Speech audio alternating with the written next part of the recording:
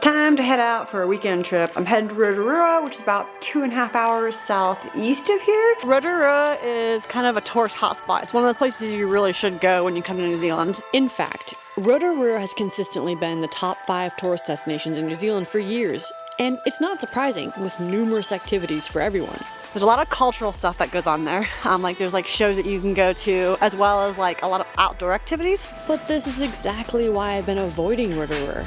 I'm not sure if you've picked up on this yet, but I'm not one of those people that do the experiences everyone else is doing. I mean, what's the fun in that, right? All right, let's go have an adventure. Nevertheless, I avoided this tourist hotspot for too long, and it's time to see if it's worth all the hype. On a clear day, Auckland is a gorgeous seaside city with a population of 1.4 million, New Zealand's biggest city. But today, the sun is not shining. And I'm glad I'm not one of the new tourists coming in and have to learn to drive on a different side of the road in the middle of the rain through a bustling city and heavy traffic coming in after a week of school holidays. All right, so there's an app called GasBuy that you can use to get the cheapest gas around, and Waitomo always tends to be the cheapest.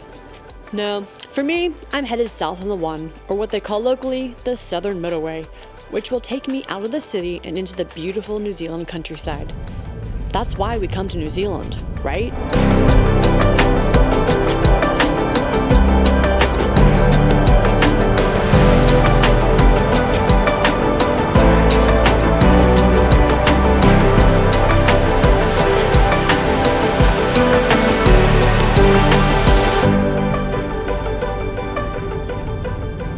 Honestly, I think there's utterly too many cows in there.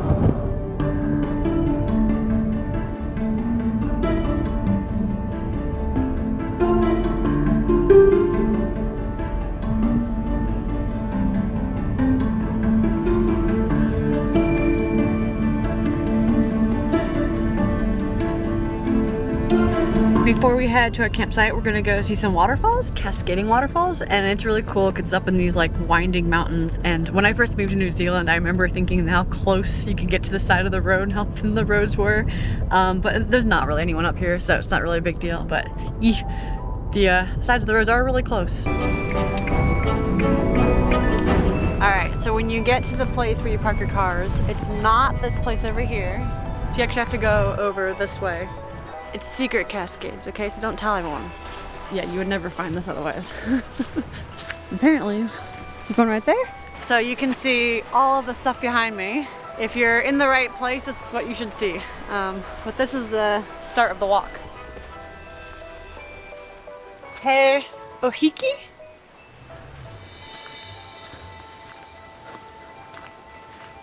Wow. It's so crazy. It feels like I've just stepped into another world, kind of like Narnia, where they stepped through the wardrobe and went through to another world. Out there is just this open green fields and it's sunny, and I was just in traffic and in a busy town, and suddenly it's peaceful and quiet and there's nobody around here, and it's dark and spooky, and it's got that fantasy feel to it. It's just a completely different world.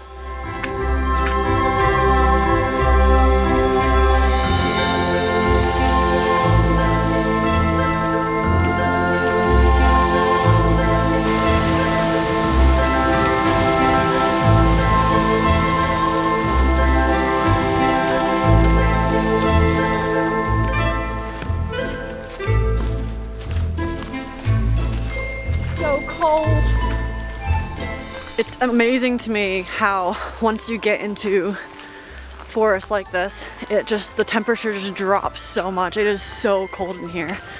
And it's got this feel to it, the air just feels crisp and really clean. And it's kind of got this mystical quality to it. I think it's the sun coming through and the darkness. Ooh. It is cold in here.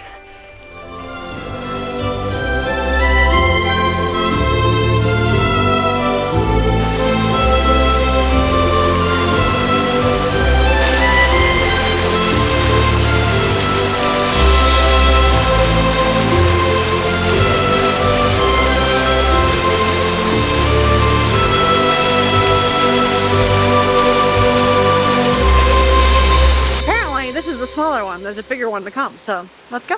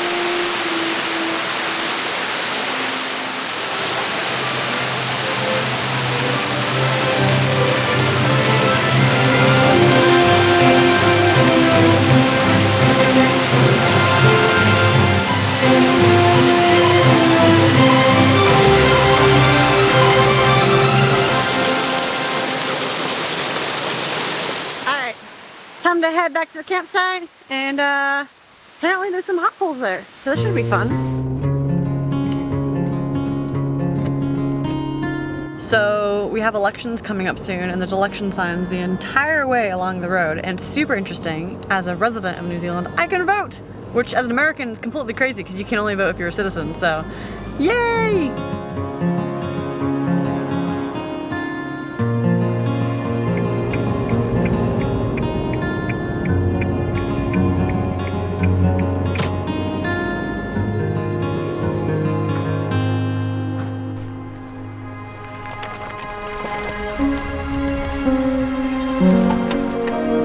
So this campsite's really cool because it's one of the cheaper ones in the area if you want to stay in town in Rotorua, and it's also super convenient to the mountain biking park that I'm going tomorrow, which you really want to be like close to the places you're going so you're not spending a lot of time on the road because it can get quite busy in town. And also because it's cheap, I'm not spending all my money on the camping facilities. I can maybe go spend some money in some hot springs tomorrow because there's never going to be enough hot springs in the world.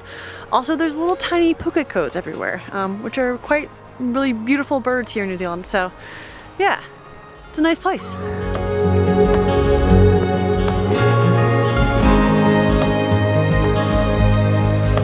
I think that's pretty clever.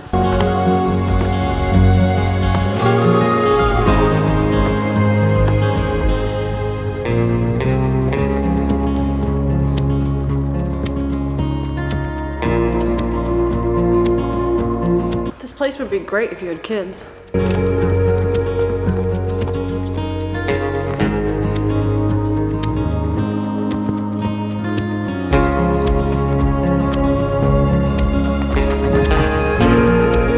Pretty nice.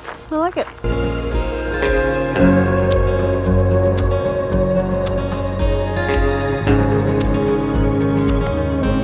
So the pole looks dirty, but actually it's pumped from the spring, so that's why it looks like that, but it's not. It's actually really nice. So I quite like the balance of like being able to get all sweaty tomorrow and be able to come back here for a shower. I also like, you know, I can go to dock campsites or like out in the middle of nowhere, but because I'm mountain biking, this is kind of what I prefer because then, you know, I'm achy or whatever and I can go sit in some hot springs afterwards. So that would be why you would choose a place like this. But if you wanted to go to the dock sites are what, half the price, but you have to drive quite a ways to get to them. So tomorrow you'd be wasting your time. It's time to check out the hot pools. I'll be back here later, but not with a good camera, which is why I'm showing them now. Ooh, they're good. They're hot.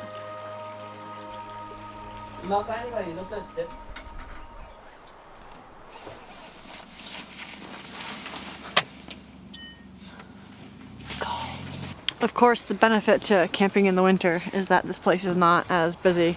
I bet you in the summer this place is packed. Like, it's really nice and lots of facilities, so.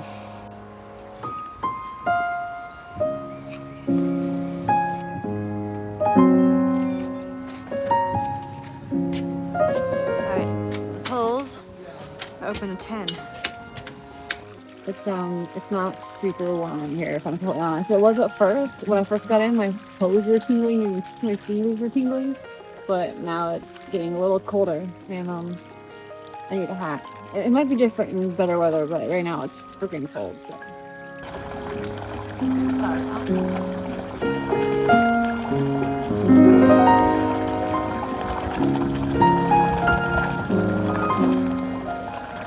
was a fun way to end the day. Sleepy time and then mountain biking tomorrow. Whew. See you guys then. Good morning, Fano. All right, today's mountain biking day, which is very exciting for me. Not gonna lie, it smells pretty bad out here, and I guess that's the side effect of being in an area with lots of hot holes. But it's beautiful and it's nice and sunny and it's gonna be a great day. Gotta eat some breakfast, but then I'm headed over to Whakariwa Forest, and that is like the hardest word to say, just a heads up. WH is a fuss sound. The mountain bike is free, but you actually have to rent a bike to be able to go there because I don't have a bike. So I'm doing just a front suspension, $55 for 4 hours, which I think is pretty good. But I just realized that I have to book 2 hours in advance, and I didn't. Luckily they had a bike for me, but just a heads up. So mountain bike Rotorua is where I'm headed. This will be fun. Wish me luck.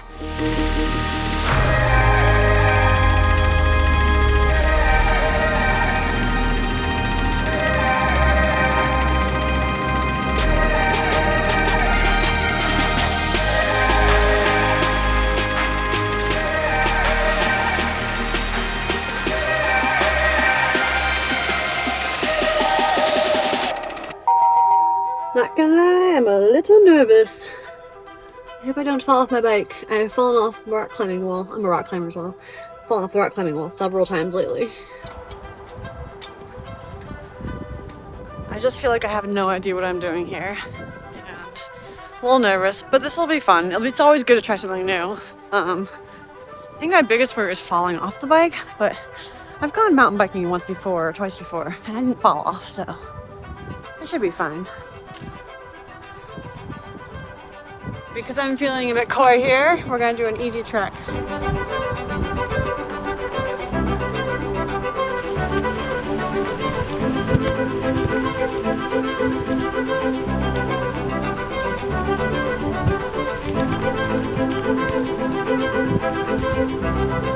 think I'm gonna have to do this trail again when I'm feeling more comfortable with it, because this first round, whew, this is intense.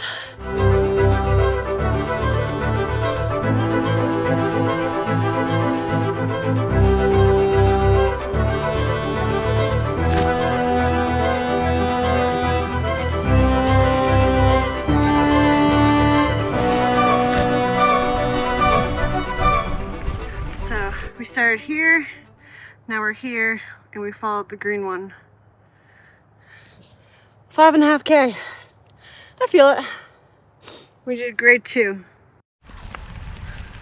By the way, this is New Zealand. You gotta keep left, and apparently the back brake is on the left-hand side too. Not a mistake you want to make.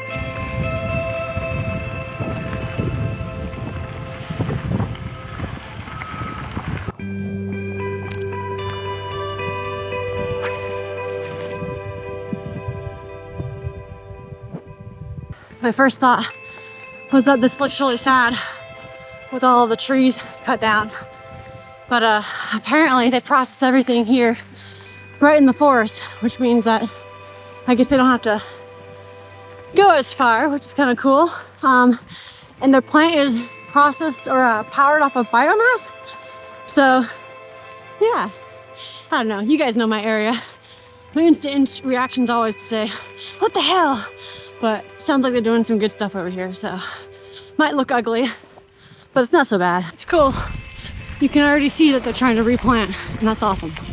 I appreciate that. I did 3 tracks in total. The first one you saw was grade 2, which was a fun and mildly challenging way to start. The second trail, Corners, was a grade 3 and was well above my grade level, leaving me with a giant bruise on my ass. It was intense, it was so intense. But trying to like balance the bike and everything and make sure I didn't fall off. Like my hands are super, like you can see they're red and they kind of hurt. And of course the crotchal region hurts. And the arches of my foot, just trying to like make sure I'm staying balanced the whole time. You can tell a difference. I think by the end of this, I'm gonna be super freaking tired. I was determined to get away from the crowds though. So I braved the long steep climb to Te Pouaka, a grade 3 trail. The long, arduous walk paid off with the flowiest and most beautiful trail that can be adapted to almost any level of experience. Despite multiple stops to video, I never saw another soul on this trail. Well, it's getting on 5 o'clock soon, and I gotta return the bike, so headed back, but honestly, this is such a beautiful ending. This is freaking gorgeous. There's something I've learned about getting off the beaten path that I carry with me through my adventures. I used to wear as a badge of honor to do unusual experiences, so much so that I'd choose misery over fun just so I could brag about the places I had been. I regret this attitude led me to avoid Rotorua. Sure, it's a tourist hotspot, but even in one of New Zealand's most popular bike parks, I was able to get off the beaten path and be alone. Overall, I would say mountain biking is absolutely worth your time. That was so much fun. Pick your grade according to your experience though, because that can definitely change things. But yes, I'm so achy and tired. I think it might be time for hot springs if I have time. We'll see. And so, at the end of the day, with achy legs and a happy heart, I opted for the beaten path, a hot soak in my favorite hot springs. You guys will remember that I was here during the Gisborne video. I ended my trip here, and one thing I didn't mention is that this spa actually won the 2022 World Luxury Spa Awards. Little tiny New Zealand won the best luxury spa in the world in 2022. I think that's pretty freaking impressive. I don't know, little things like that make me proud to be here. That's cool. So you might be wondering, why would you just not go to the hot pools back at where you stayed? And well, there's a couple of reasons. One is that this is way hotter, and as someone who spent a lot of time in Eastern Europe, it makes a big difference. Also, it's super private. They've just really, like, you can see behind me, they've landscaped it in such a way where you really feel like it's private, and not far away I can hear people talking, but you can't see anyone because there's trees blocking, and behind me is like this forest, and it just feels so remote. And I've ordered a lovely cup of tea because I'm still not drinking. You guys remember that? And it just adds to the whole experience. I will say though, compared to last time I was here, having gone mountain biking and then coming here, this is so much more relaxing. See you later. So when I first moved to New Zealand, there's one activity I heard of which I never thought as a possibility for myself. Never thought I could do it, but ended up changing my life. And in this next episode, I'm going to show you how you can do this and join in the fun.